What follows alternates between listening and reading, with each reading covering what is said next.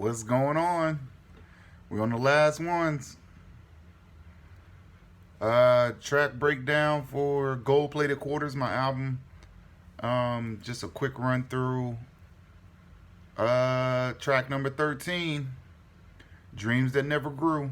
This is a song that was hard for me not to write but to record because I didn't want it to come off as if I'm judging somebody that I care about a lot from my childhood. I don't say his name, but if he ever hears this, he'll know I'm talking about him. Obviously, we shared too many experiences together. And to be honest with you, always looked at it like just, it's not disappointment as much as wishing. I wish things had worked out a little bit better for this person. But as long as they're comfortable, I guess that's all you can really hope for. But to be honest with you, I don't know if they are or not. But this is from my point of view, somebody that I looked up to a lot growing up. I still love to this day. I always check in on whenever I go home to varying degrees of success. But this song is born out of the idea of things not necessarily going how you thought for somebody that you care a lot about. And it's not even necessarily on some like pity kind of stuff. No, not like that. It's just you hope for the best for them the same way you think they hope for you. And the idea that you had in your head about what they might accomplish or might do doesn't necessarily match up to how it ended up and how you deal with that. And like I said, he is a very close person to me and somebody that I love a lot.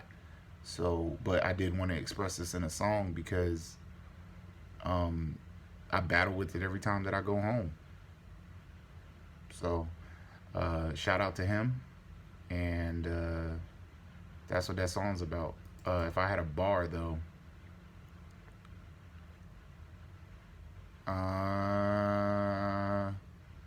let me front like I was cool, gave me pages just to look clean.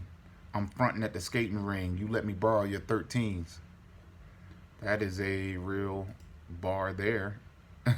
Young me, my parents would not buy me Jordans. And he let me borrow, he'd let me borrow his shoes. He'd let me borrow his Jordans. He'd let me borrow his sweatpants and stuff like stuff that my parents wouldn't buy me just to look cool for a bunch of my friends because his friends were from a different town. So like stuff like that, it was brotherly type stuff. And I say in the song, he was definitely a brother to me. He was the closest thing I had to a big brother at the time. So at least one that actually lived near me that I dealt with on a regular basis. So there you go. Buried Underground is a song about my father who passed away 3 years ago. I think this week, 3 years ago. It was hard for me to write. I actually wrote a majority of it one night, and then something happened to the file, and it didn't save it. And I had to rehash some of these feelings all over again, and that wasn't fun. I hadn't really delved deep into it since he passed away, so there were a couple of teary eyes once in a while. I don't think it's a wildly emotional song, but rehashing some of those things that happened really opened up my emotions a little bit. There is no favorite bar in this. I really like this sample. I really like this beat. And when I heard it, I knew that's the only thing that I could rap about on it. I didn't want to dodge around the subject just because I wasn't necessarily comfortable. And I think things like not avoiding those kind of situations work out for the better when it comes to art.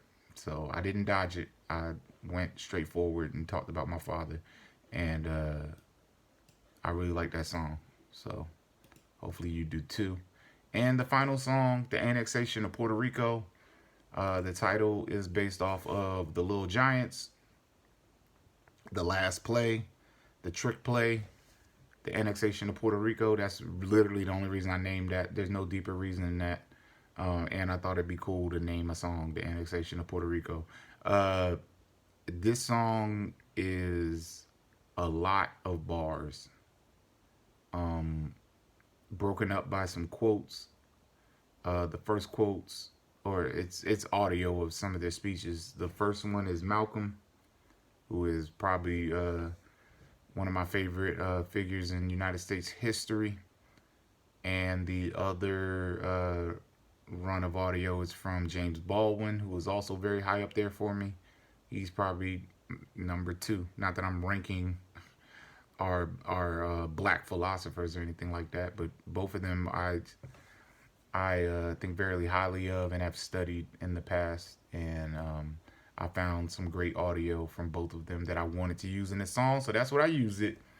The verses are pretty straightforward when it comes down to it. There is a lot of wordplay in the last verse because that's more about being an artist than it is trying to speak any kind of message. The first two are a little bit more message driven. My favorite bar though, at least the way that it sounded when I wrote it, I loved it. And I knew when I came up with this bar that the rest of the song was going to work out okay. Ingested heavenly blessings, shared them with his brethren. This was destined. You ever seen a Pharaoh in bread 11s? Something about that imagery and yeah, I knew this song would work out exactly how I wanted it to when I came up with that bar. So, and that's the end of the album. I hope y'all enjoy it. I hope I enjoy it. I've been listening to it, but when it's really done and it's what I give to you guys, I hope that I'm happy with the end product the same way that hopefully you are. And I'm proud of what I wrote, so hopefully it translates to the final versions of the songs. And I appreciate you guys for, if you are watching this, to even care enough to see what it was I was thinking about. Yeah, I'm Hydro DMC. I'm from South Carolina, and hopefully I'll be continuing to do more music. If not, then I don't know. I mean, it's all just for fun. So don't feel so sad if you don't see a lot of views on any of this stuff, because this ain't my job. My life does not depend on anybody clicking on any of this stuff, but I do appreciate the ones that do. So hit me up. And again, Epic the Don, his beats are fire, so check him out as well. But yeah, peace.